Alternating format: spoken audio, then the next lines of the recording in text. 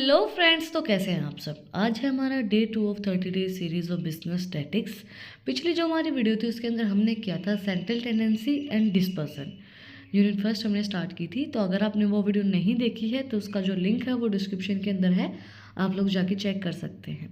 आज हम स्टार्ट करें probability. Probability is a branch of mathematics that deals with the likelihood of an event occurring. It qualifies uncertainty and help us make informed predictions based on available data. Here are a brief introduction to some key concepts. देखो, probability जो है वो math का एक concept है, आपने math के अंदर स्टडी भी किया होगा, और इसको मैथोटिकल वे में थोड़ा सा समझाने की कोशिश करूँगी आपको। आप समझने की कोशिश करना। वैसे ये चीज़ें बहुत प्रैक्टिकल हैं, प्रैक्टिकल वे में आपको समझनी होंगी, बट हम थ्योरी ही करवाते हैं, और जितनी थ्योरी इसके अंदर है प्रोबेबिलिटी के अंदर वो सारी मैं आपको कवर करवाऊंगी। इसकी थ्योरम वगैरह जो भी हैं प्रैक्टिकली पॉसिबल नहीं है मैं आपको चीज़ें करके बताऊं या कुछ भी, क्योंकि बोल के प्रैक्टिकल करवाना इज़ नॉट वर्थ इट, वो होगी नहीं अच्छे से।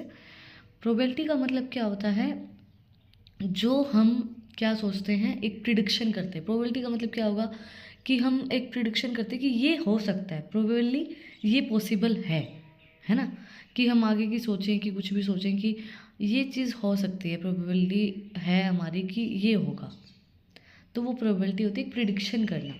ये एस्ट्रोलॉजर्स करते हैं उसी तरीके से। डेफिनेशन है, probability is defined as the ratio of the number of favourable outcomes to the total number of possibility outcomes.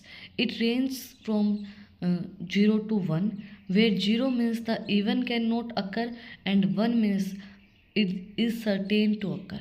देखो, प्रोबेबिलिटी का मतलब क्या होता है कि एक रेशो फेवरेबल आउटकम का, जो मतलब आप सोच के चल रहे हो, जो आपका पसंदीदा आउटकम है कि हम ऐसा सोच के चल रहे हैं, प्रोबेबली ये चीज़ होगी, वो उस चीज़ का जो रेशो बताता है वो प्रोबेबिलिटी बताता है। इसकी रेंज 0 से 1 होती है। 0 मतलब इवेंट कैन नॉट अकर, वो अकर नहीं होगा। 1 मतलब कुछ चांसेस है कि वो ऐसा ही हो। प्रोबेबली हम सोच के चलते हैं ना कि बहुत सी चीज़ें हम सोचते हैं पर बहुत सी चीज़ें सोची हुई नहीं होती हैं, तो वो प्रोबेबिलिटी होती है कि जो हम सोच के चलते हैं कि ऐसा आउटकम आ सकता है, ऐसी सब चीज़ें हो सकती हैं। प्रोबेबिलिटी को डिफाइन किया गया है, ये स्लैश ब्रैकेट फिर स्लैश टेक्स्ट एंड फिर जो ब्रैकेट होता है देन प्रोबेबिलिटी, देन ब्रैकेट फिर से स्टार्ट पी, देन ब्रैकेट फिर ये ब्रैकेट। मेरे को इनके एग्जैक्ट नाम नहीं पता है, लिटरली मैं आपको बताऊँ। then slash and frequencies, then bracket, then slash text number of variables outcomes, then ये हम वो बनाते हैं ना कोडिंग, जो स्लैश प्रोबेबिलिटी हम किस तरीके से करेंगे वो होती है प्रोबेबिलिटी की coding. Text and total number of probability outcomes, ये दो bracket close and then slash and bracket close, इस तरीके से प्रोबेबिलिटी को निकाला जाता है। Then types of events, certain events जो है हमारे, जो हमें सोचते कि इवेंट होंगे ही होंगे, हम श्योर हैं। An event that is sure to happens, हम श्योर है कि होंगे ही होंगे, तो P इक्वल्स टू 1 होगा। और इम्पॉसिबल इवेंट, हमें ये लगता है कि ये इवेंट्स नहीं होंगे। N event that can not be happen, इसके अंदर क्या होगा, P इज इक्वल्स टू 0 होगा।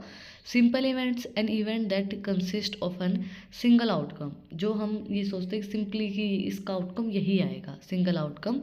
Compound events, an event that consist of 2 और more simple events. Compound event वो इवेंट होता है जिसके अंदर 2 या 2 से ज़्यादा सिंपल इवेंट्स होते हैं। नेक्स्ट है sample space, the set of all possible outcomes of a probability experiments is called the sample space. For example, when rolling a 6-sided die, the sample space is 1 2 3 4 5 6।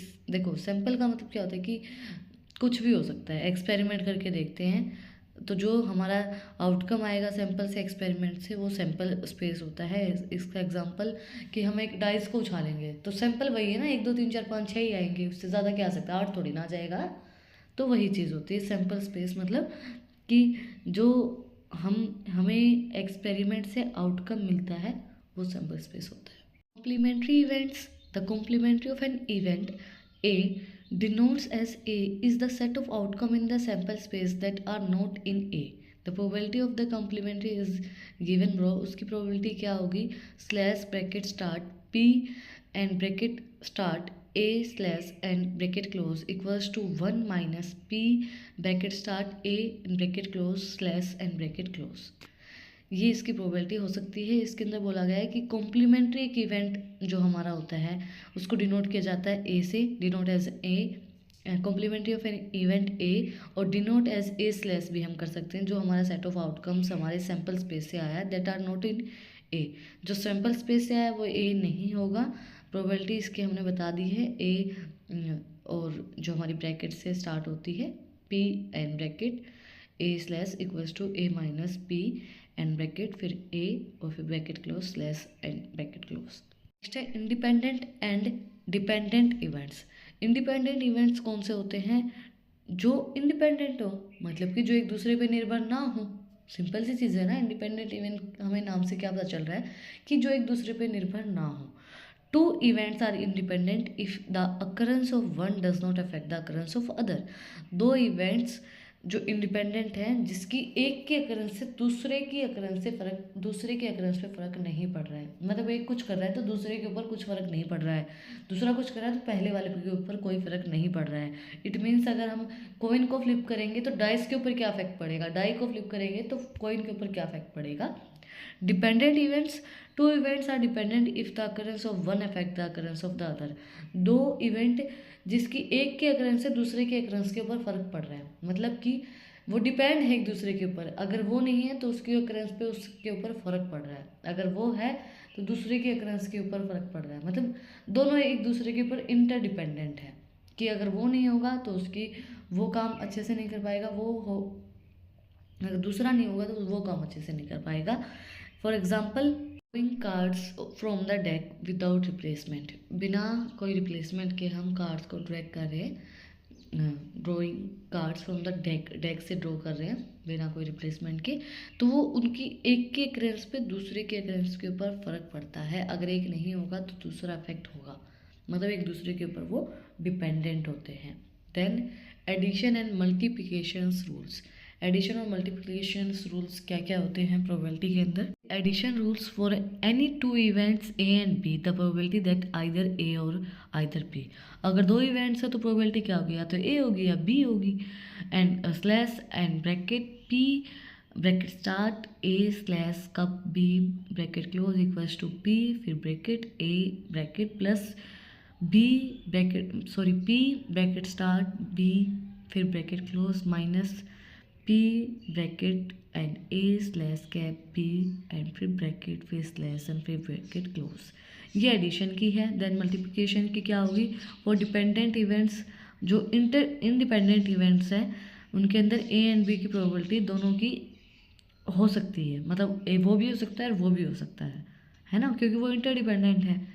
Slash bracket starts A and bracket starts a slash cap b and bracket close equals to p bracket starts a bracket close and slash times p bracket start b bracket close slash and bracket close। ये हमारे ना ये सब चीज़ें क्या होता है कि बहुत मुश्किल होता है इन चीज़ों को एक्सप्लेन करना विदाउट एनी बोर्ड, और ऐसे मैं बोल के आपको एक्सप्लेन करूँ आपको मेरे को लगता है कि ये चीज़ें कम समझ में आती हैं इस तरीके से समझाने से, बट मुझे ये लगता है कि आई होप आपको ये चीज़ें समझ में आई होंगी। आज हमने सिर्फ और सिर्फ कॉन्सेप्ट समझा है कि प्रोबेबिलिटी होती क्या है। उसके बाद हम नेक्स्ट वीडियो के अंदर इसकी थ्योरम्स को समझेंगे कि इसकी क्या क्या थ्योरम्स होती हैं, क्योंकि मुझे ये लगा कि मैं आपको बिल्कुल अच्छे से चीज़ें समझाऊँ, क्योंकि मुझे खुद को डाउट रहता है कि अगर चीज़ें समझ में नहीं आई तो कोई फ़ायदा नहीं है उन चीज़ों को करवाने का, है ना। आपको चीज़ें समझ में आनी चाहिए। तो फिर भी कुछ डाउट रहता है, कुछ भी पूछना है तो आप लोग कमेंट में मुझसे पूछ सकते हैं। और अगर आपको इन टॉपिक्स की पीडीएफ चाहिए तो टेलीग्राम चैनल का लिंक भी डिस्क्रिप्शन में है, वहाँ भी जाके आप मुझे फॉलो कर सकते हैं। और भी इंटरेस्टिंग रील्स को देखने के लिए इंस्टाग्राम चैनल का लिंक भी डिस्क्रिप्शन में है, वहाँ पर जाके आप मुझे फॉलो कर सकते हैं। और अगर आपने वीडियो को यहाँ तक देखा है तो प्लीज़ सब्सक्राइब के बटन पर एक मुक्का मार दो और बेल आइकन प्रेस करो ताकि जो सबसे पहले अपडेट है वो आप लोगों के पास आए।